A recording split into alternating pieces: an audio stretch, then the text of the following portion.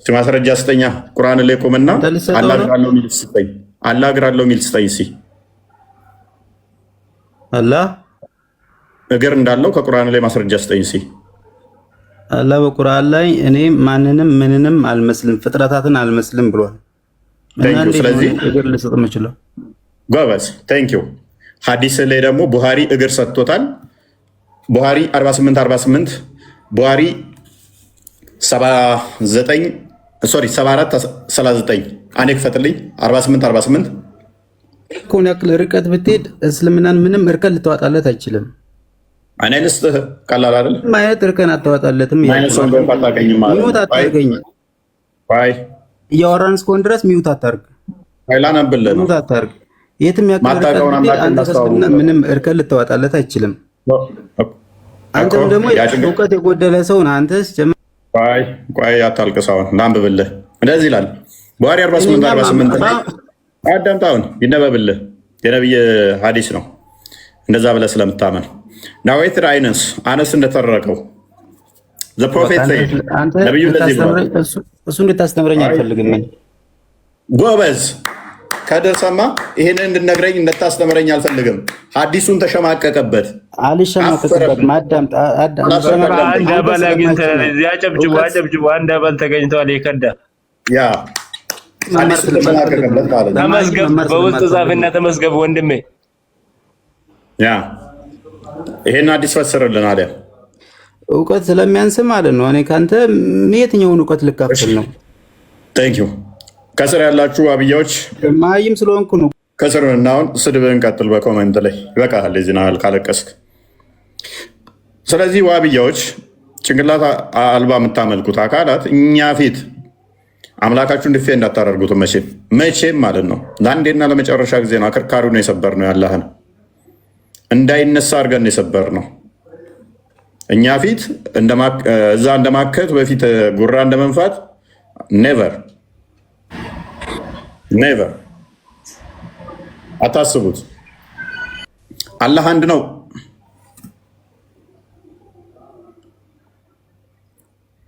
አላህ አንድ ነው ወይ? ሐዲስ ትቀበላለህ? እኔ ስለ ክርስትና አንዳንድ ነገር ማወቅ ፈልጌ ነው የገባሁት።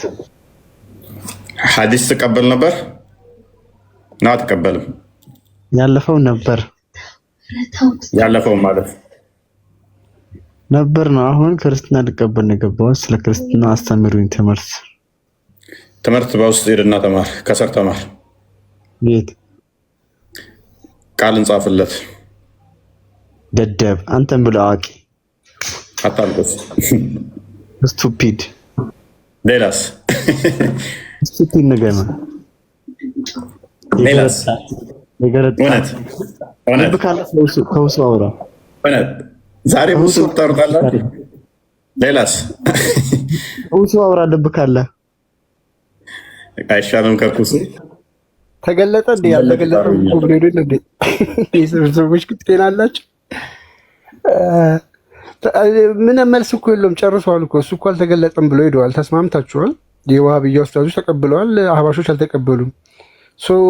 ተገልጦ ከሆነ አዲስ አቂዳ ወይ ደግሞ አዲስ ቴዎሎጂ መስራታችሁ ከሆነ ኦኬ ይቻላል እንጂ ምንም ኡስታዝ አያስፈልግም እኮ አልናችሁ። እኔ እንጃ በምናችሁ እንደምታስቡ ብቻ አላውቅም። ታሳዝኑኛላችሁ። ንቁ በቃ። ለምንድን ነው ያልተገለጠው የሚል ጥያቄ ነው መጠየቅ ያለባችሁ። ሄዳችሁ ቤታችሁ ሲገለጥ ይጠሩናል። መጅሊስ ላይ ያሉት ሰብሰብ ብለው ይግለጡላቸውና ባይሆን ያኔ ይጥሩን አይሻልም? ከድር አወል ሙሰማ ወይ ፎይ ወንድማችን ሰላም ነው አባቴ ናጉማ ይርታ ጀራ አስታወስከኝ። አንዴ መጥቼ ነበር አንተ ጋር ያ አስታወስሻለሁ። ደህና ነህ አባቴ? እንደና የሙሐመድ ፕሬዚዳንት ወንድም ነህ? ማሜ ፕሬዚዳንት ነኝ። በቃ እሱም እኮ አይዋላ እና ጆይን ሲል እረፎይ በእናትህ እኔ ጊዜ ሲኖርህ አንዴ እንድትገርፍልኝ አንድ ነገር ልነግርህ ነው የመጣሁት። እናወራለን። በውስጥ ጻፍልኝ። እሺ እሺ፣ በውስጥ እናወራለን። እሺ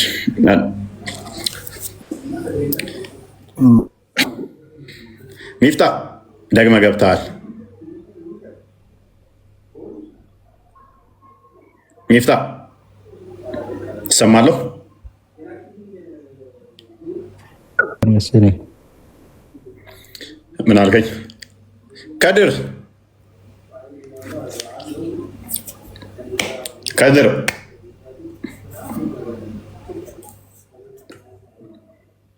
የኔ ነው እያያዙኛሉ።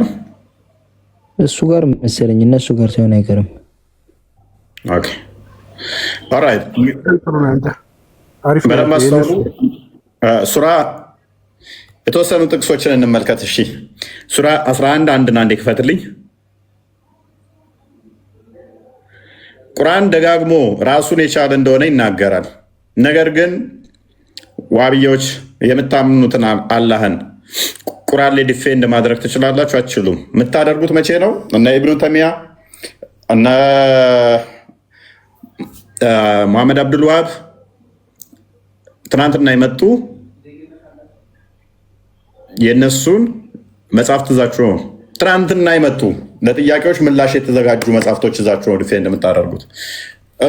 ከዴ እንደዚህ ብሏል ብለው መጽሐፍ ይጽፋሉ። ድሮ የተጻፈ አስመስለ በአረብኛ ስላነበብከው ትሸውዳለህ ህዝቡን። ቁርአንህ ግን ምን ይላል? ይኸው አንቀጾቹ በጥንካሬ የተሰካኩ ከዚያም የተዘረዘሩ የሆነ መጽሐፍ ነው። ምንድን ነው? ኢንዲቴል የተብራራ ነው።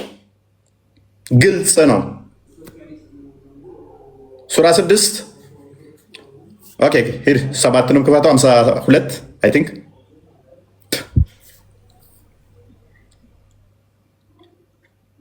ኦኬ። አሁን እንዳንተም በእርግጥ ከባለሟሎቹ ምንድን ነው የከፈትከው? ሱራ 7 52 ወይንም 6 114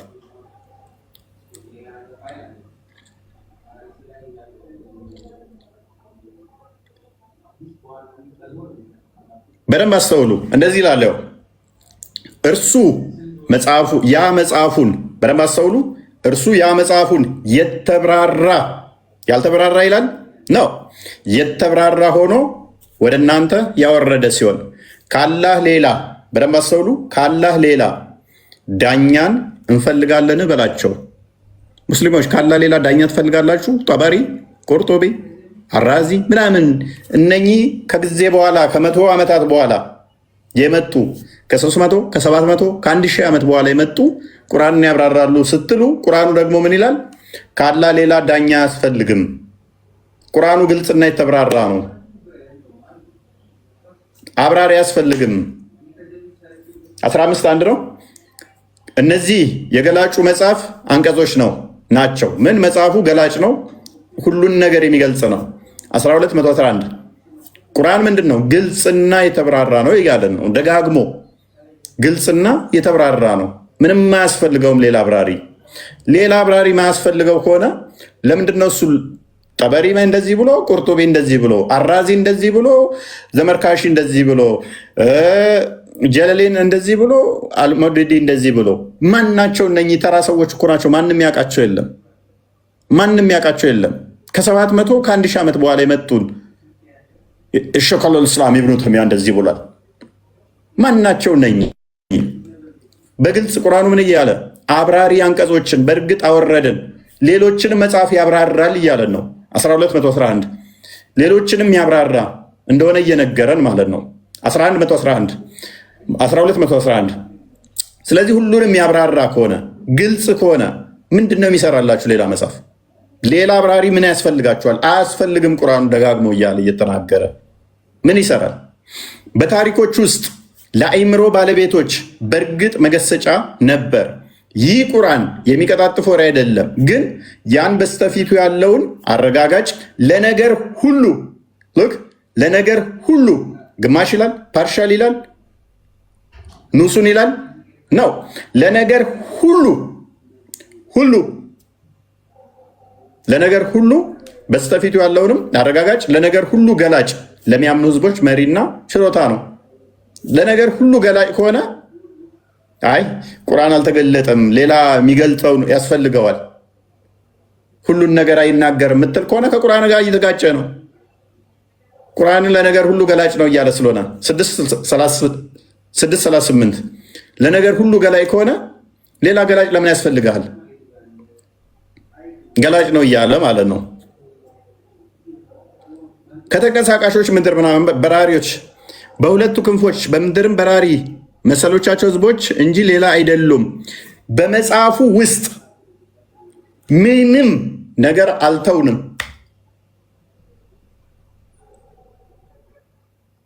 ምንም ነገር በመጽሐፍ ውስጥ አልተውንም። ሁሉን ነገር አብራርተናል፣ ሁሉን ነገር ገልጸናል ይላል አላህ። ኖረ ያልተገለጠ አለ። ምን? የመቃብር ቅጣት ለምሳሌ ሽንት ልብስህን ከነካ በመቃብር ውስጥ ትቀጠቀጣለህ የሚል ቁርአን ውስጥ የለም። በቀን 5 ጊዜ ሰላት አለ። እንዴት ነው መስገድ ያለብህ? ስንቴ ነው መስገድ ያለብህ? እያንዳንዱ አርካኑ ስንት ነው? እንዴት ነው መስገድ? ምንድን ነው የሚባለው? አልተገለጸም። ደጃል ይመጣል፣ በቁርአን ውስጥ ሽታውም የለም። ኢሳ ይመጣል፣ በቁርአን ውስጥ ሽታውም የለም። ደጃልን መጥቶ ኢሳ ይገለዋል፣ በቁርአን ውስጥ ሽታውም የለም። ኢሳ ይመጣና ጂዚያን ያስቀራል፣ በቁርአን ውስጥ ሽታውም የለም። አላህ እግሩን ጋነም ላይ ይጭናል፣ በቁርአን ውስጥ ሽታውም የለም። አላህ ባቱን ይገልጣል፣ በቁርአን ውስጥ ሽታውም የለም።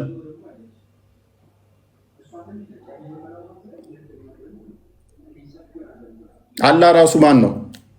እግር አለው፣ በቁርአን ውስጥ ሽታውም የለም። ባት አለው፣ በቁርአን ውስጥ ሽታውም የለም።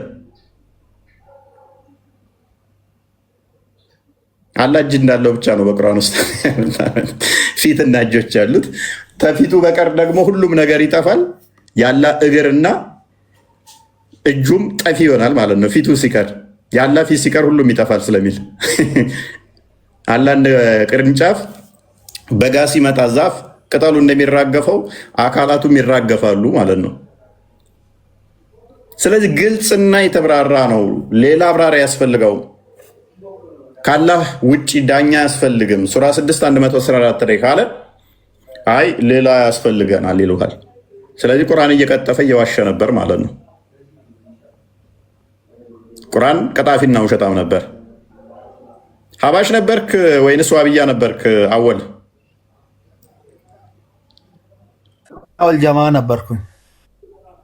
ሐለል ሱና ወልጀማማ እንትኖቹም ይሉታል እኮ ሁለቱም ይሉታል።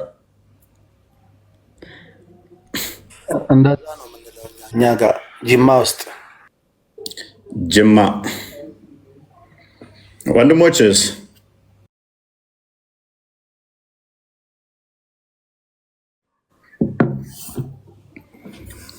ተነታቀውም አንዱን ሙባሪክ ሙሰማ የሚባለው አውቀዋለሁ። እየጠየቀ ነበር ከውይይቱ በኋላ ሪካርዶች አይቼ ጥያቄዎች እየጠየቀ ነበር እሱ። አዎ እና ኡስታዞችን ጥሩልኝ፣ ምንድን ነው የሚባለው ውይይት ላይ? ፎይ አላ እጅ አለው እግር አለው ቅንድብ አለው የሚለው ምንድን ነው? እንደዚህ አይነት አላ ነው እንደ ማመልከው ብሎ ተወጠይቅ ሚዲያ ላይ ተጽዕኖ እያደረስክብን ነው ብሎት እኮ ተለምኖ ነው ወደ ውስጥ የመለሱት እንጂ ሚዲያ ላይ ጉድ አምጥቶ ነበር እኮ ከውይይቱ በኋላ። በጣም ትርፋማ ውይይት ነበር ባይዘው ውይይቱ በእውነት ማሜም ፕሬዚዳንት ማሜም እየቀወጠው እያየሁት ነበረ። ይሄ ከባድ ነው ያመጣው እያለ እውነት ነው። አቦ አንተ ኑር በእውነት እፎይ። ቤተሰቦች ጥሩ ሚሴ ደርሷል ማለት ነው በውይይቱ። በጣም የኔም ቤተሰብማ በጣም ነው የበጠበጠው በእውነት። በተለይ እኔ ቤተሰብ ላይ ሰርቷል እንዴ። ዋናው ነገር እንግዲህ እግዚአብሔር እርዳቸውና እነሱም ደግሞ ወደ ክርስቶስ እንዲመጡ ያብቃቸው። ዋናው እሱ ነው። አሜን አሜን። በእውነት ሁላችሁም ጸልዩልኝ እፎይ። እኔም ጸሎት እያረኩኝ ነው፣ እናንተም አግዙኝ በእውነት ወደ እውነተኛው መንገድ እንዲመጡ ምኞቴ ነው በእውነት። እውቅና ብቻ አይደለም ያው ታውቅና በተጨማሪ ደግሞ ነፍስንም ማትረፍ ግዴታ ነው። ለዛ አስፈላጊ ነው። ነይማ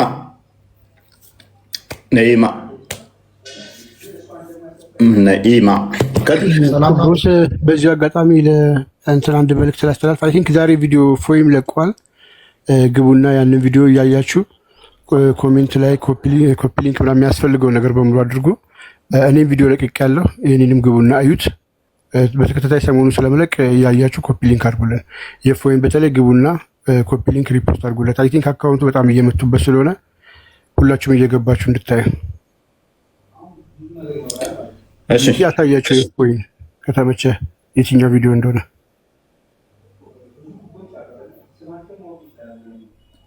ያ ማሳየት ይቻላል። ሜይ ቢ እንትን ነው አንዳንዴ ዝም ስንል የተስማማን ይመስላችኋል።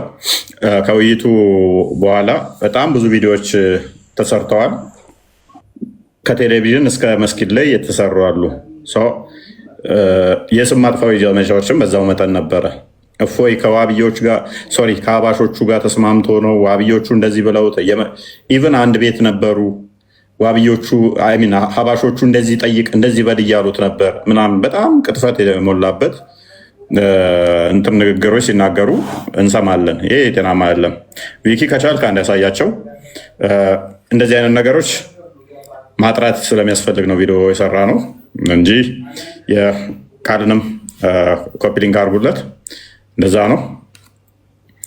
ነይማ እፎይ እሺ፣ አንዴ ቪዲዮውን እንያት። ሜይ ቢ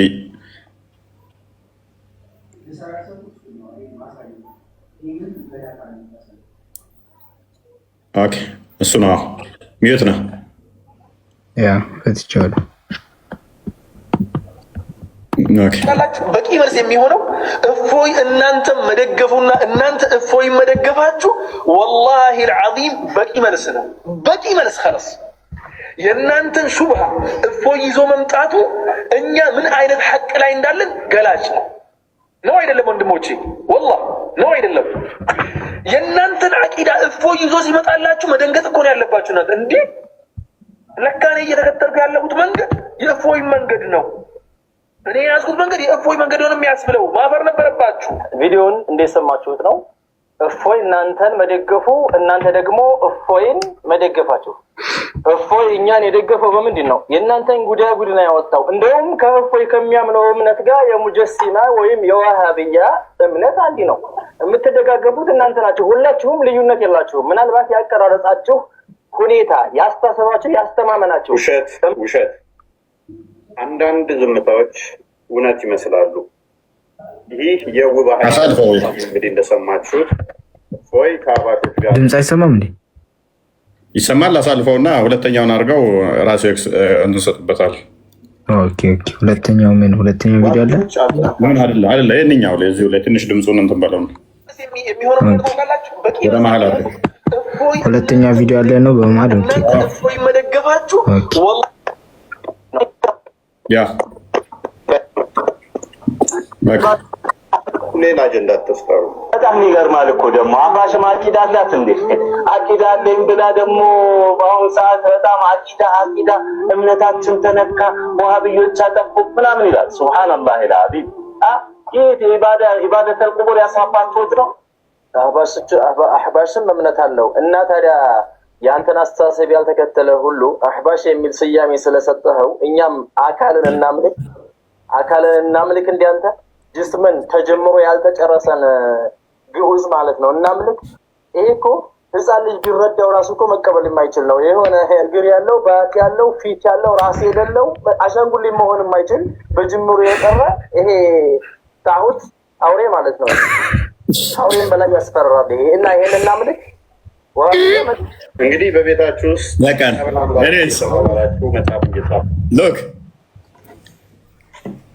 ከውይይቱ በኋላ ኡስታዞች ናቸው እንግዲህ ምላሽ እንደዚህ የሚሰጣጡት።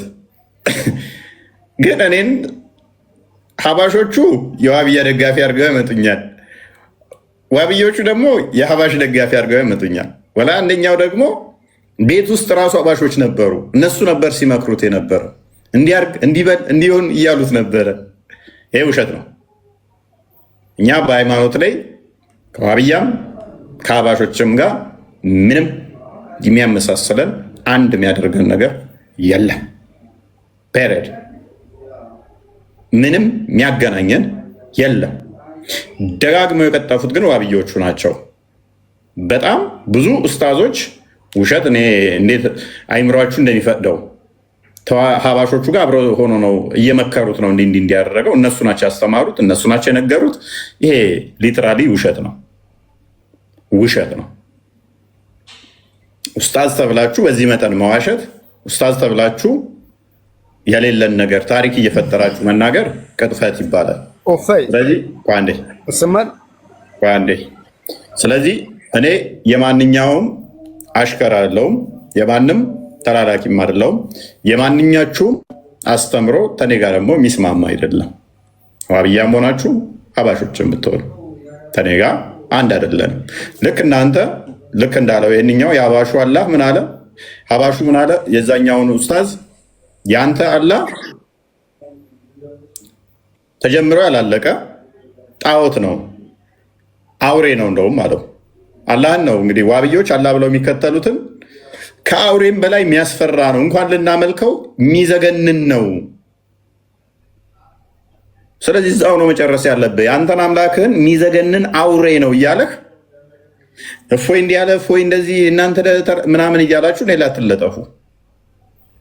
አይ የእኛ አምላክ የሚዘገንን አይደለም፣ ተጀምሮ አላለቀም ብለህናል። አይ ተጀምሮ አልቋል ካላችሁ አንድ ሊቅ አስነሱ። ከዛ ያ ሊቅ ጭንቅላት የለውም ነው አሁን እያስተቻችሁ ያለው፣ አንገት የለውም ነው እያስተቻችሁ ያለው። አንገት ይግጠምለት።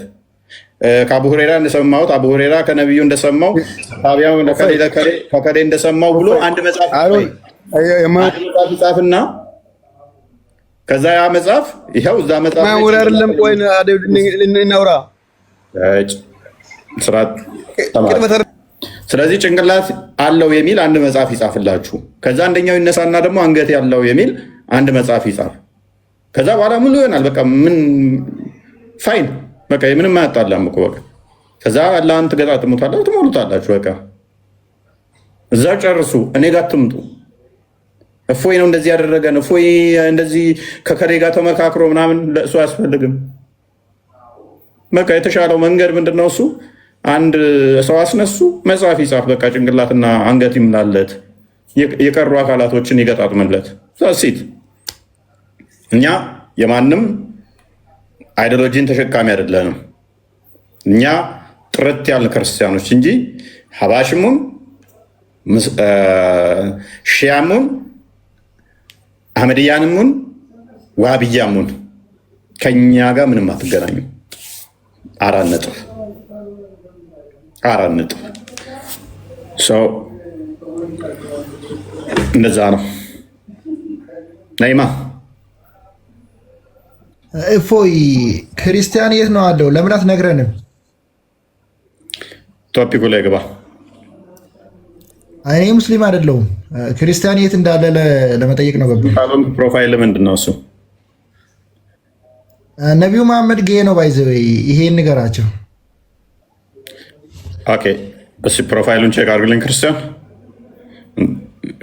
ኦኬ ሶስት አካውንት ነው።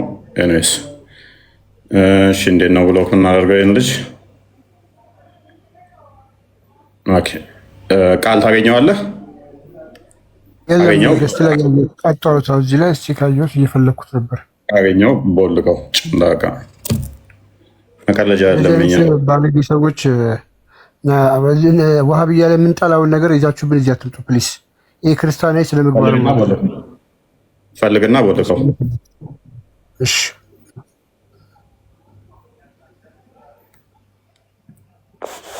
ኦኬ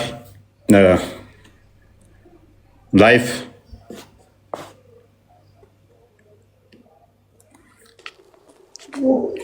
ጥያቄ አለኝ። ሐዲስ ትቀበያለሽ? ጥያቄ አለኝ። ትጠይቂያለሽ፣ ተጠያቂና ትጠይቂያለሽ። ሐዲስ ትቀበያለሽ ወይ? አምላካችሁ ማን ነው? ማለት ኢየሱስ ነው ማርያም ነች አምላካችሁ? ትጠይቂያለሽ። ሐዲስ ትቀበያለሽ አትቀበይም? ጥያቄ ልጠይቅ ነው የገባሁት።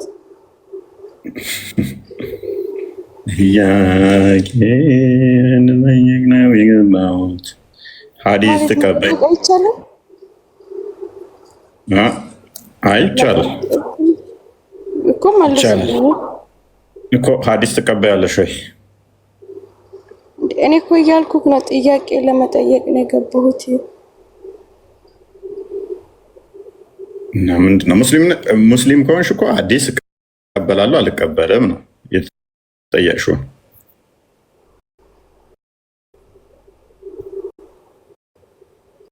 ቀላሏን እዛ በኋላ ትጠይቂያለሽ እኮ ጥያቄውን ትመልሽና ጥያቄውን መልስልኛ። እሺ ቁርአን ላይ ሐዲስ ተቀበሉ የሚል አለ እንዴ? ጥያቄ እኮ እሱን ብቻ ነው መልሽልኝ ያልከኝ። አንቺም አንድ ጥያቄ ነው የምትጠይቂኝ። እንደዛ ከሆነ ቀጥይ። እሺ እኮ መልስልኛ። ምንድን ነው ጥያቄሽ? ስንት አምላክ ነው ያላችሁ? አንድ አምላክ ነው ያለን። ስለዚህ አሁን ሁለተኛ ነው ደግሞ ልጠይቅሽ። ወይ ቁርአን ላይ ሐዲስን ተቀበሉ የሚል አለ?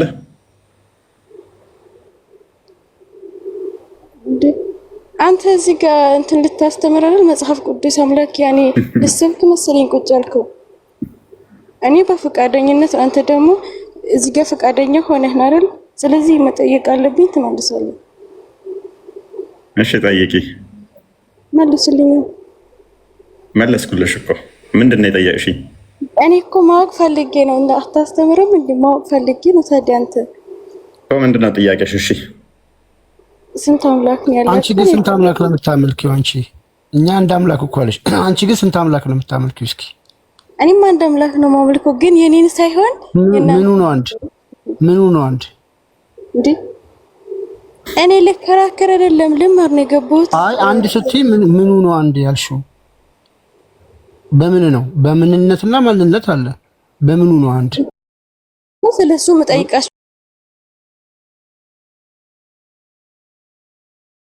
የምታውቁ ከሆነ ትነግሩኛላችሁ። ስለናንተ ያንቺ አምላክ ምንነት የለውም ማንነት የለውም? እንዴት ነው አይታወቅም? አላውቅም፣ ግን መልሱልኝ። እኔ እንደሞ የምታውቁ ከሆነ እሱንም ሁለቱም። እሺ ጠይቂ። በቅድሚያ የጠየኩትን መልስልኝ፣ ከዛ በኋላ ትመልሱልኛላችሁ ማለት ነው። እኔ የምጠይቀውን እኔ የማውቀውን እመልሳለሁ፣ ግን ስለማላውቅ መልሱልኝ የጠየኩት። እሺ ቀጥይ። ማለት መጠየቅ ነው እንትን መጠየቅ አይቻልም እንዴ? ጠይቂ ተባልሽ እኮ በቃ እኮ። ስንት አምላክ ነው ያላችሁ? ያኔ እሱን ይገረኝና ከዛም በኋላ ኦኬ። ደጋግሜ እኮ ነገርኩሽ። ዘዳግም ምዕራፍ 6 ቁጥር 4 አንዴ ክፈትልን ቢቂ።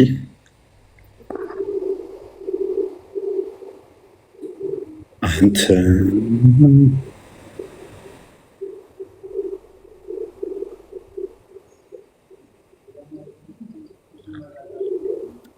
ምን ይላል እህታችን? እስማ እስራኤል ያህዌ ኤሎሄኑ ኢኻድ ይላል።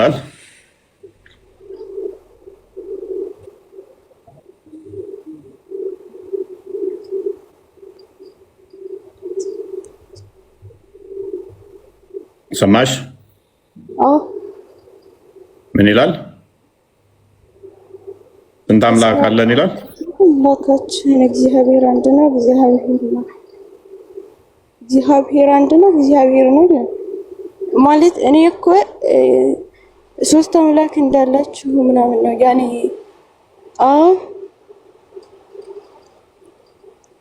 ወልድ መንፈስ ቅዱስ። እሺ ፈጣሪ በባህሪ የሚቆጠር የሚሰፈር የሚለካ አይደለም። በደንብ አሳቢ። አንድ የሚለው ራሱ ለፈጣሪ እኔ አንድ እባላለሁ እሱም አንድ ከተባለ ፈጣሪ የሚመስለው ተገኘ ማለት ነው። ፈጣሪ ማንንም አይመስልም ብለን ነው ምናምነው። ያ ማንንም አይመስለው በደንብ አሳቢ አንድ ነው። አምላካችንም ስማ እስራኤል አምላካችን እግዚአብሔር አንድ እግዚአብሔር ነው ሲል ሌላ የለም ለማለት እንጂ ይሄ አሁን ይኸውልሽ ይሄ አንድ ሲባል መቆጠር ስለሚችል ነው። መጠን ስላለው ነው። ቁመቱ ይታወቃል፣ ውፍረቱ ክብደቱ ይታወቃል። መጠን አለው። መጠን ያላቸው ነገር ነው። ከሌሎች ለመለየት ነው አንድ የሚባለው እግዚአብሔር እንጂ እንደዚህ መጠኑ ክብደቱ መልኩ ምናምን ታውቆ አይደለም። ቁጥሮች ፍጡር ናቸው። አንድ ሁለት የሚባሉት ስምምነት ነው። አንድ ይሄንን አንድ እንበል ይሄን ሁለት እንበል አልን እንጂ ተስማምተን ነው ይሄንን ያልነው። ፈጣሪ በስምምነት በኢጅማ የሚገለጽ አይደለም። ነገር ግን ይሄ ስማ እስራኤል አምላካችን አንድ ነው ሙሴ ሲል ሌላ የለም፣ እሱን የሚመስል የለም። የፈጠረን የሰራን ያስገኘን እሱ ነው። በባህሪ አንድ ነው፣ አንድ ገዢ ነው፣ አንድ ፍቃድ ያለው፣ አንዲት ስልጣን ያለው እኛን ፈጥሮናል። ሌላ ተቀናቃኝ አቻ የሆነ ሌላ ፍቃድ ሌላ ስልጣን ያለው የለም እያለን ነው። ስለዚህ አምላካችን አንድ ነው ስንል በመለኮት አንድ የሆነ ሁሉን የፈጠረ ሁሉን ያስገኛል። ነገር ግን አንቺ ኮንፊውዝድ ያደረገሽ አብ ወልድ መንፈስ ቅዱስ ትላላችሁ ነው ያልሽን አይደለ? አንድ ከዛ ሁለተኞቹ ለምንድን ነው የሚመለኩት? ማለት ሁሉም አንድ ላይ ተጠቃሎ ሶስቱም አንድ ላይ ሲሆን አንድ አምላክ ይሆናል። መልካም። እኛ ምን እናምናለን መሰለሽ? አንድ አምላክ አለ ስንል በባህሪ አንድ ብለን እንዳል በአካል ደግሞ ሶስት እንላለን። አምላካችን እግዚአብሔር አንድ አምላክ ነው። አንዲት ፍቃድ፣ አንዲት ስልጣን፣ አንዲት አገዛዝ ብለን እናምናለን። ያ አንዱ አምላክ ግን በሶስት አካል የተገለጠ ነው። ሶስት አካል አሉ ብለን እናምናለን። ማለትም በቀላሉ ለማስረዳት አንቺ አምላካችን ልብ አለው። ልቡን አብ ብለን እንጠራለን። መገኛ ሶርስ ብለን እናምናለን። ያ አምላካችን ልብ አለው። ያ ልቡን አብ ወይም ደግሞ ሶርስ ብለን እናምናለን። ቃል አለው። ቃሉን ልጅ ብለን እንጠራለን። ወይም አንቺ ወልድ የምትይው አሁን ማለት ነው። አምላካችን ምን አለው? በደንብ አስተውይ። አምላካችን ቃል አለው። በደንብ ላሳይሽ። አምላካችን ቃል አለው። ቃሉን ልጅ ብለን እንጠራለን። አምላካችን ሚት አይደለም። ቃሉ ምንድን ነው? ይጨርስ እንጂ ሳጨርስ እንዴት ነው የምትግባቡት? እናትዬ ይቅርታ ጠይቀሽ ዝም ማለት ነው። ችግር የለውም። ቃል አለው ስንል ያ ቃሉ እንደኔና እንዳንቺ ድምፅ አይደለም። እንደኔና እንዳንቺ ድምፅ ከሆነ ቃሉ ፍጡር ነው፣ ፈጣሪን ያስብለዋል። እንደኔና እንዳንቺ ፍጡር ይሆናል። ስለዚህ አምላካችን ቃል አለው። ቃሉ ራሱ ምን ብለን እናምናለን? ቃሉ አካላዊ ነው እንጂ እንደኔና እንዳንቺ ድምፀት አይደለም።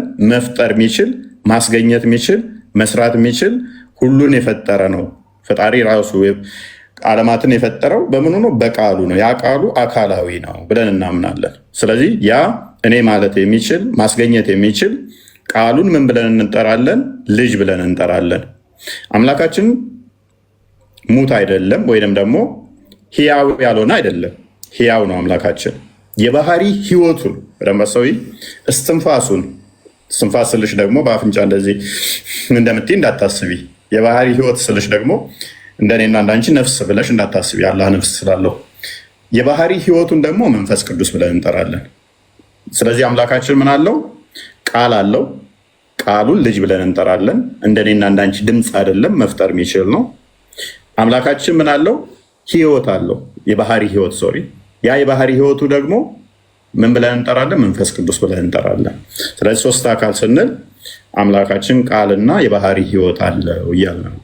እንደኛ የባህሪ ህይወቱም ቃሉም ልቡም በኩነት ምንድነው? አንድ አምላክ ብለን እንጠራለን። በአካል ግን ሶስት ናቸው ብለን እንጠራለን። እዚህ ላይ ጥያቄ አለሽ?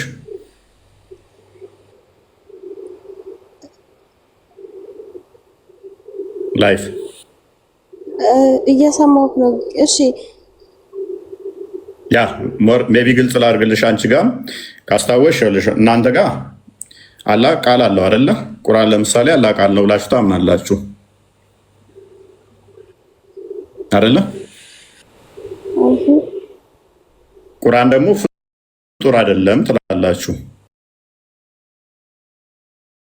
ለምን? ያላህ ቃል ስለሆነ። በቂያማ ቀን ደግሞ የገረጣ ሰው ሆኖ ለእናንተ ምልጃ ያቀርባል። ቁርአን ራሱ ከአላህ ጋር ይነጋገራል። ፍጡር አይደለም፣ ያላህ ቃል ነው።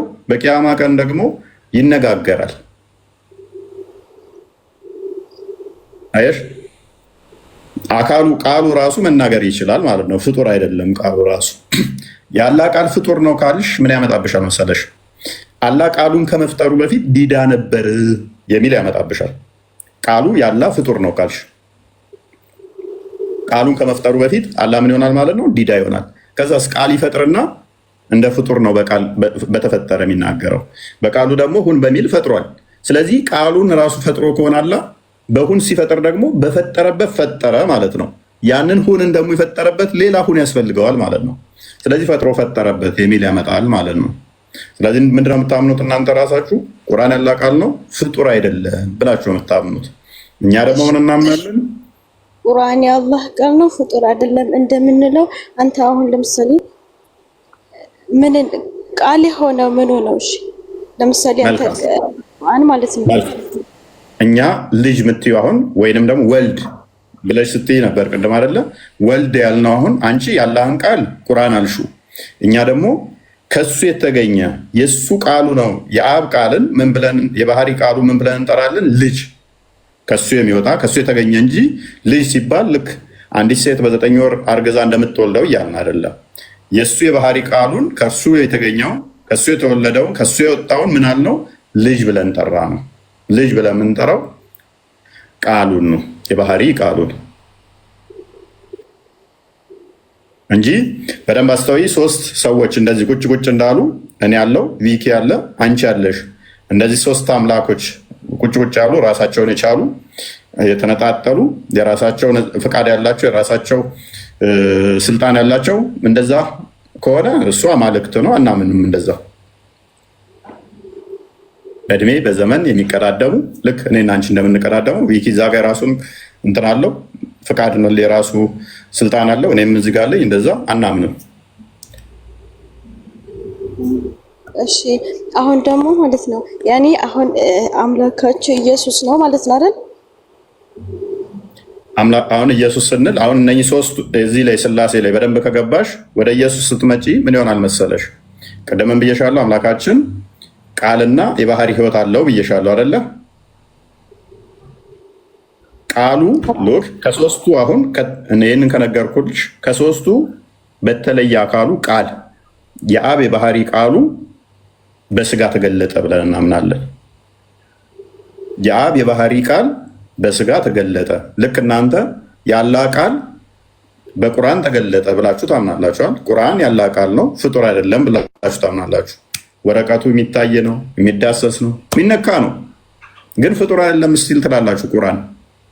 እኛ ደግሞ ምን እናምናለን? ኢየሱስ ያመጣዩ ያ በመስቀል ላይ የተሰቀለው ተመታ፣ ተተፋበት፣ ተሰደበ፣ ተገረፈ፣ ደከመ፣ ተኛ ምናምን እያሉ የሚያነሱልሽ ተሰቀለ፣ ሞተ፣ ተነሳ የሚባለው እርሱ ኢየሱስ የአብ የባህሪ ቃል ነው። አስቀድሞ ስግው ቃል ነው እሱ። ስለዚህ በስጋ የተገለጠ ነው። ቃል በስጋ የተገለጠ ቃል ስጋ ሲሆን ጸጋና እውነትን ተሞልቶ በእኛ ሲያድር ከማርያም ሲወለድ እርሱ ስግው ቃል ነው።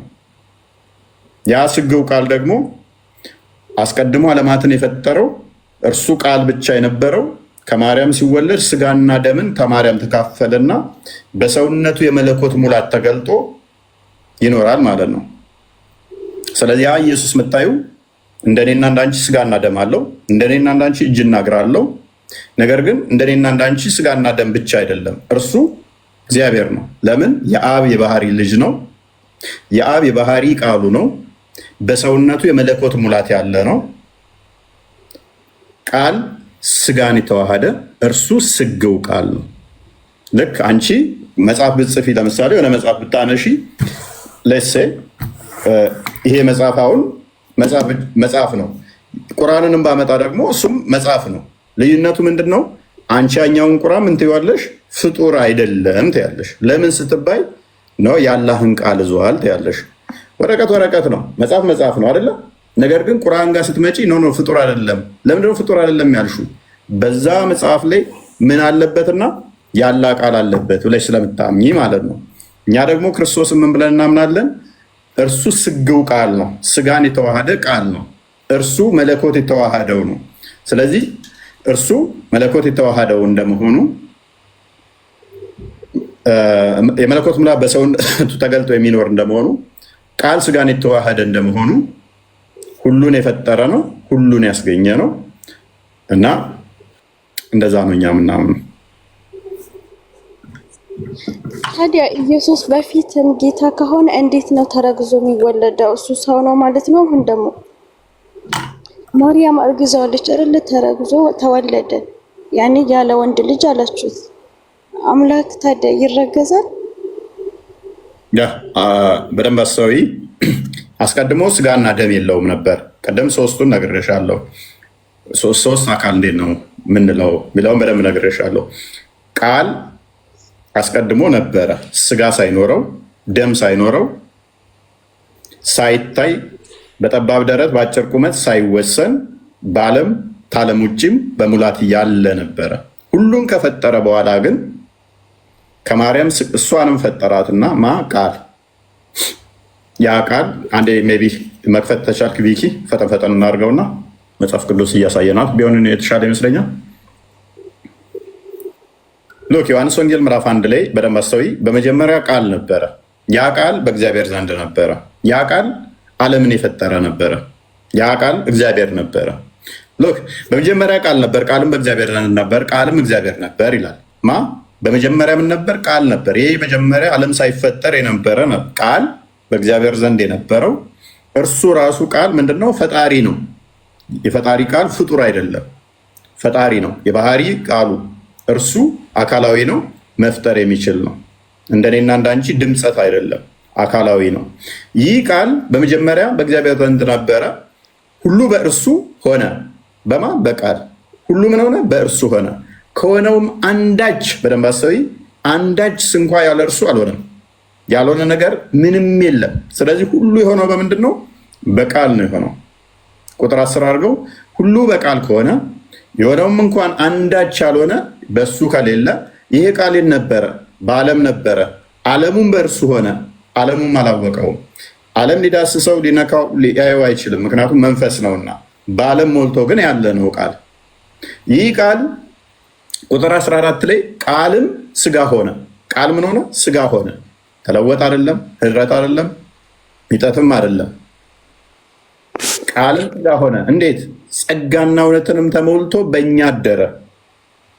አንድ ልጅ ከአባቱ ዘንድ እንዳለ ክብር የሆነው ክብሩን አየን ይላል። ስለዚህ ቃል አስቀድሞ ነበር። አየሽ ላይፍ ቃል ከማርያም ስጋና ደምን ተካፍሎ ከመዋሃዱ በፊት ቃል አስቀድሞ ነበር። ቃል ማርያምንም የፈጠረ ነው። እንዴት?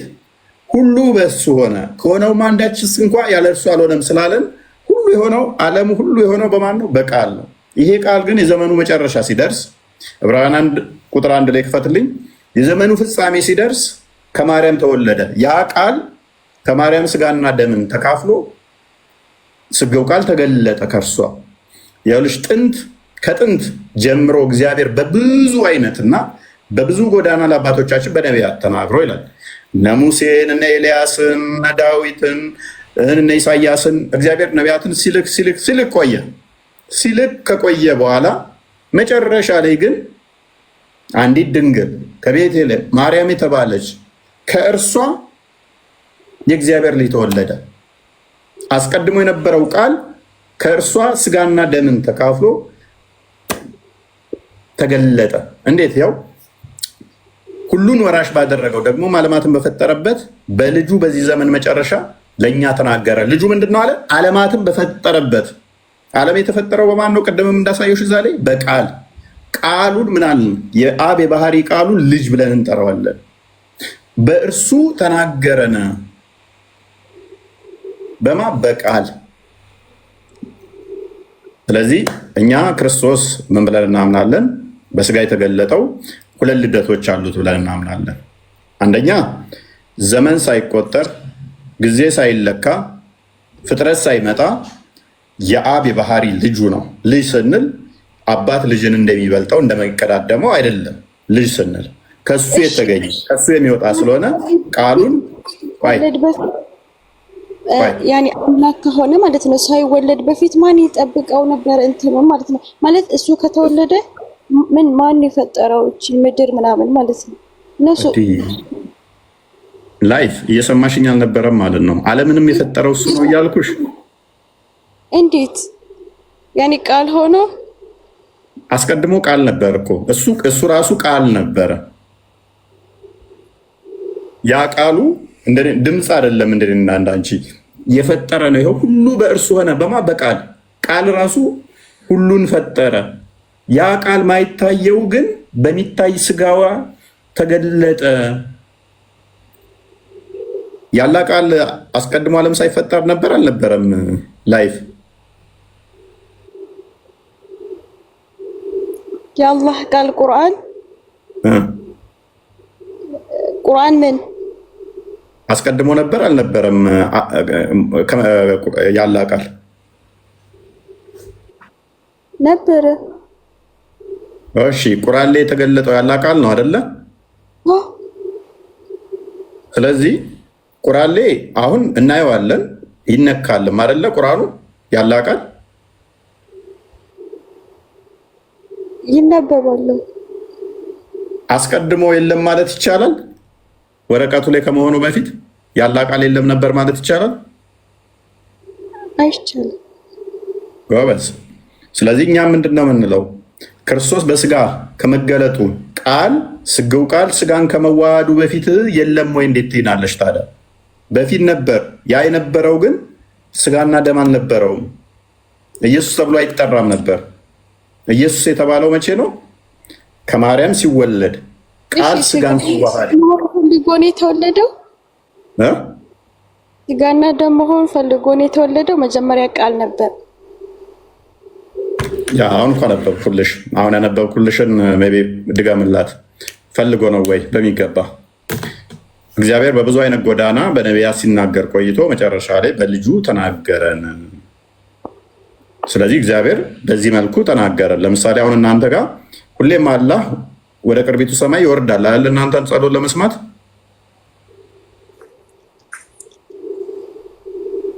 እየሰማሁህ ነው። ሁሌም ሌሊት ወደ ቅርቢቱ ሰማይ ይወርዳል አይደል? እናንተን ጸሎት ሊሰማ አላህ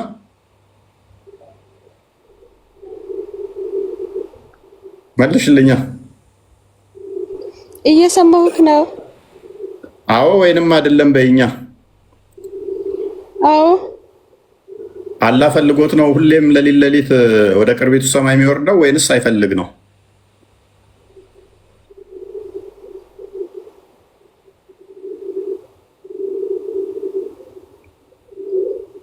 ኤኒዌይስ እግዚአብሔር ልጁን ላከ። ለምን? እኛ እንድንበት ዘንድ የባሪያም መልክ ይዞ ያውም በምስሉ እንደ ሰው ተገኝቶ። ምክንያቱም ሁሉንም ላከ እግዚአብሔር። ነቢያትን ላከ፣ በብዙ አይነት አናገረ። በብዙ አይነት ያው ከጥንት ጀምሮ እግዚአብሔር በብዙ አይነትና በብዙ ጎዳና አባቶቻችን በነቢያት ተናግሮ ይላል። በመቅሰፍትም አናግሯቸዋል፣ በምህረት አናግሯቸዋል፣ ነቢያቶችን ልኮ አናግሯል። መጨረሻ ግን የፍቅሩን መለኪያ ልጁን ላከ። ክንዱህን ላክ፣ እጅህን ላክ ሲሉት ነበር። ልጁን ላከ። መጽሐፍ እኔን ተገዙኝ ይላል ኢየሱስ። ያኔ ያለበት ቦታ አለ በግልጸኝነት ማለት ነው። ያኔ እሺ፣ እስካሁን ባለው ተስማምተናል። ተስማምተናል። መልካም። እሺ፣ ራዕይ ምዕራፍ 1 ቁጥር 7 አንድ ክፈተው።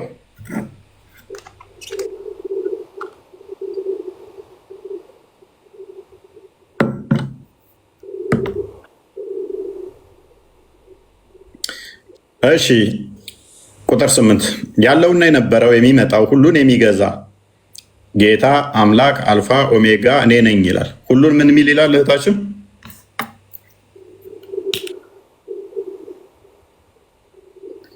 ሁሉም የሚገዛ ከሆነ መገዛት አለብሽ አይደለ?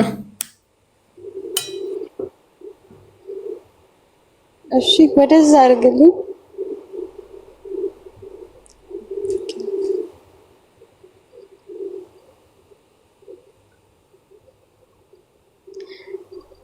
ይላል እኮ ማን ነው የሚለው? ኦኬ ልክ አድርግላት።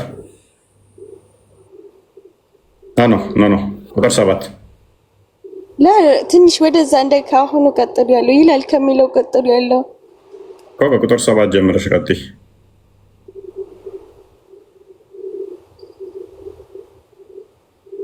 በደመና የሚመጣው ማን ነው? አምላክ ነው? አምላክ አይደለም እህታችን? እስልምና በደመና የሚመጣ ማን ነው እኮ? አምላክ ነው ይላል። አሁን እዚህ ጋር ያኔ ያዩታል። ለምሳሌ አሁን እዛ ጋር ወደ ታች ስታረገው ማለት ትንሽ ወደ ታች አድርገው። እሺ ላንብብልሽ። እነሆ ከደመና ጋር ይመጣል። ከደመና ጋር የሚመጣው ማን ነው? እሱ እህታችን ምን አውቄ? እኔም እኮ እሱን ነው የምጠይቀው። አምላክ ነው። ምክንያቱም በቁርአንሽ ልፈስርልሽ ሱራ 2:210 ላይ መሐመድ ይህንን ላላህ ሰጥቶታል። በደመና ይመጣው አላህ ነው ብሎ ከመላእክቱ ጋር ሱራ 89:1 ላይ ጀምሮም እንደዛው ሱራ 210 ላይ እንደዚህ ይላል። 210 ነው ያልኩህ። አምላክ ነው በደመና የሚመጣው ለፍርድ። የተወጋው በደመና ይመጣል ይላል። አላህ ተወግቷል እንዴ?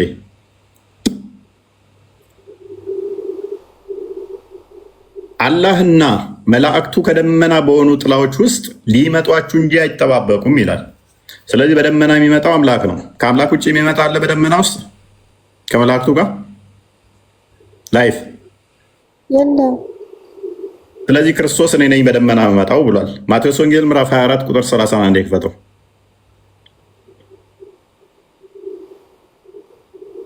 ክርስቶስ የተናገረውን መሐመድ ለአላህ ሰጠው።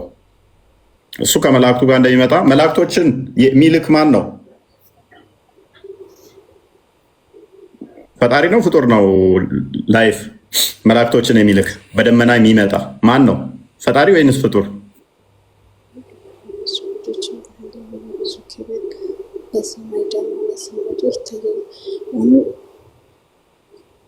እንደዚህ ይላል፣ የሰማይ ኃይላት ይናወጣሉ፣ በዚያን ጊዜም የሰው ልጅ ምልክት በሰማይ ይታያል። በዚያን ጊዜም የምድር ወገኖች ሁሉ ዋይ ዋይ ይላሉ። የሰው ልጅንም በኃይልና በብዙ ክብር በሰማይ ደመና ሲመጣ ያዩታል። ክርስቶስ ራሱን የሰው ልጅ ብሎ ስለሚጠራ ቁጥር ከፍ አድርገው 31 አድርግልኝ። መላእክቱንም ከታላቅ ምልክት ድምፅ ጋር ይልካቸዋል። ከሰማይም ዳር እስከ ዳርቻው ከአራቱ ነፍሳት ለእርሱ የተመረጡትን ይሰበስባሉ።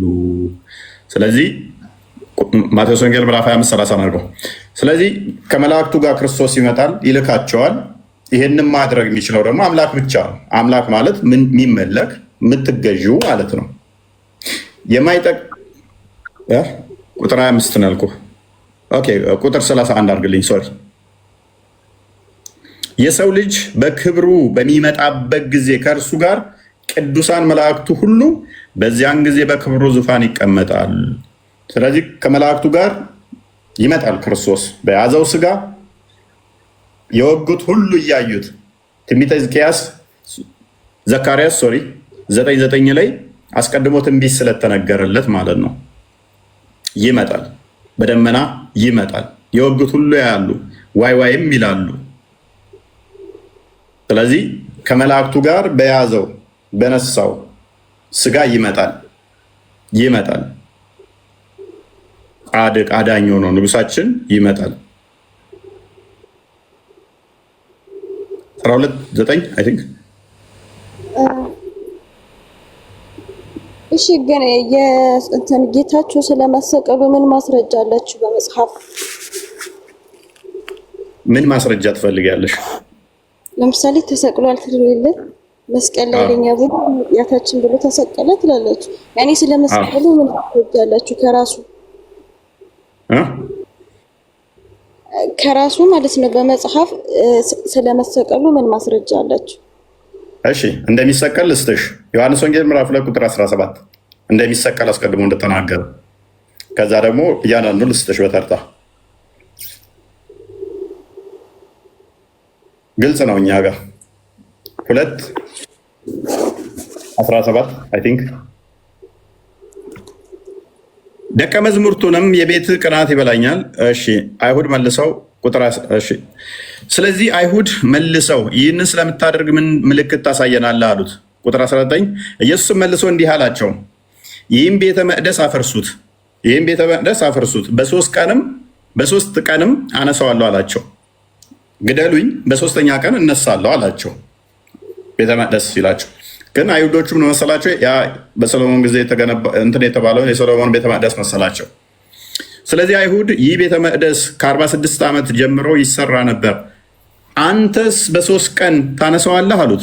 እርሱ ግን ስለ ሰውነቱ ቤተ መቅደስ ይል ነበር። ግደሉኝ በ3ኛ ቀን ግን እነሳለሁ ይላቸው ነበረ። ስለዚህ ከሙታን ከተነሳ በኋላ ደቀ መዛሙርቱ ይህንን እንደተናገረ አሰቡና መጽሐፍንና ኢየሱስ የተናገረውን ቃል አመኑ። ምን አስቀድመው ምን አላቸው? ግደሉኝ በ3ኛው ቀን እነሳለሁ፣ ብታፈርሱት ይህን ቤተ መቅደስ እነሳለሁ አላቸው። እነሱ ቤተ መቅደሱን መስሏቸው ሲጠብቁ በ3ኛ ቀን ሞቶ ተነሳ። ኦራይት ልጨምርልሽ። ማቴዎስ ወንጌል ምዕራፍ 20 ሲነሳ ያየው ሰው አለ? ያኔ ሞቶ ሲነሳ ያየው ሰው አለ? በሚገባ ኦኬ፣ በሚገባ አንደኛ ቆሮንቶስ ምዕራፍ 15 ቁጥር 3 አካባቢ አንዴ ክፈተው።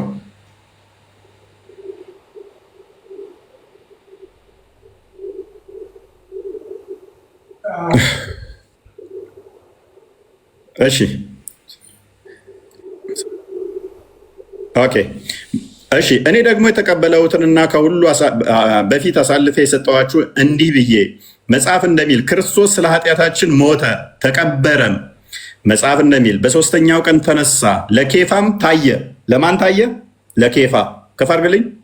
በኋላም ለ12ቱ ከዚያም በኋላ ከ500 ለሚበዙ ወንድሞች በአንድ ጊዜ ታየ። ከእነርሱም የሚበዙት እስካሁን አሉ፣ አንዳንዶች ግን አንቀላፍተዋል። ከ500 በላይም ታየ። ከዚያም በኋላ ለያዕቆብ ኋላም ለሐዋርያት ሁሉ ታየ። እሺ እንጨምር። ግልጽ አልሆነልኝም እዚህ ጋር እንዴት ነው 12ቱ አዩ ግማሹ ተኙ? እንዴት ነው ማለት እርግጠኛ? አሁን ለምሳሌ ኢየሱስ ሞቶ ሲነሳ ያዩ ሳይሆን ያልሽው ሎክ ቅድሚያ ኬፋ አየ፣ ከዛ 12ቱ አዩ፣ ከዛ እንደዚህ 500 ምናምን የሚበልጡ አዩ። እንደዛ እያለ ቀጠለ ማለት ነው። በአንዴ ሁሉም አንዴ አይደለም ያዩት። ግልጽ ነው።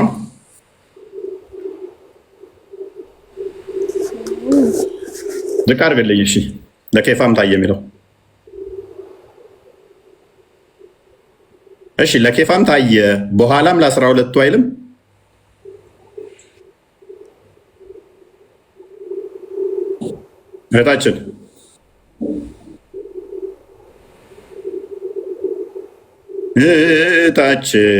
እህታችን መጀመሪያ ኬፋ አየው፣ ከዛ 12ቱ አዩ፣ ከዚያ በኋላ ደግሞ 500 ለሚበዙ ወንድሞች በአንድ ጊዜ ታየ። ከእነርሱም እንደዚህ እያለ ይቀጥላል። ከዛ ደግሞ ለና ያዕቆብም አዩት። እንደዛ ሜይ ቢ ግልጽ ነው። ጥያቄ ያለሽ እዚህ ላይ ነው? ይብቃል፣ ይብቃን። ሰዓት ሄዷል። ያው እህታችን ግን በዚህ አጋጣሚ ላለመሰቀሉ አሁን ለመሰቀሉ ወይ ደግሞ ለመሞቱ ለመነሳቱ ማስረጃ ጠይቀሻል። ላለመሞቱ ላለመሰቀሉ ስታሚ አድርገዋል ሲባል አሁን ኢሳ አልሞተም፣ አልገደሉትም፣ አልሰቀሉትም፣ አላህ አነሳው ሲባል ያየው ሰው አለ? ይህንን እንዴት አመንሽ? አልተገደለም ሲባልስ ምን ማስረጃ አለ? ይህንንም ያው ካልቻልሽ መልሹ፣ ካልቻልሽ ግን ለራስሽ ጥያቄ አድርጊና ጠይቂ፣ ተማሪበት ለማለት ነው። በተረፈ እፎይ ሲዘጋኛ እንከፍታለን። አሁን ቤት ከፍታለሁ። አንቺም ከፈለሽ መምጣት ትችላለሽ። ጥያቄ ያላችሁ መምጣት ትችላላችሁ። አሁን ቤት ከፍታለሁ። እፎይ እንደዘጋ እሺ እሺ። አፍራ ጥያቄ ያለሽ?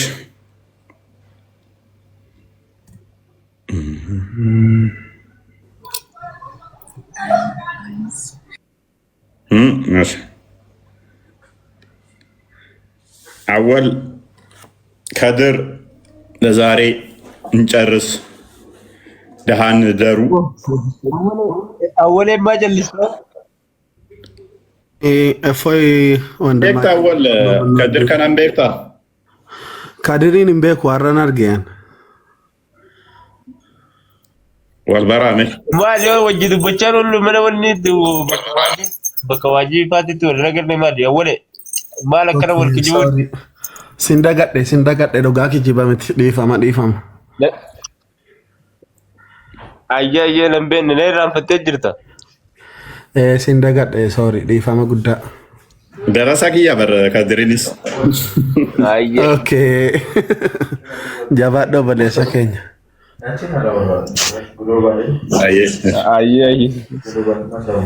እፎይ ወንድማችን በጣም ነው የምናከብርህ። በርታልን ብራዘር። እሺ ቴንኪው። ሰላም ሁኑ፣ ደህና ደሩ።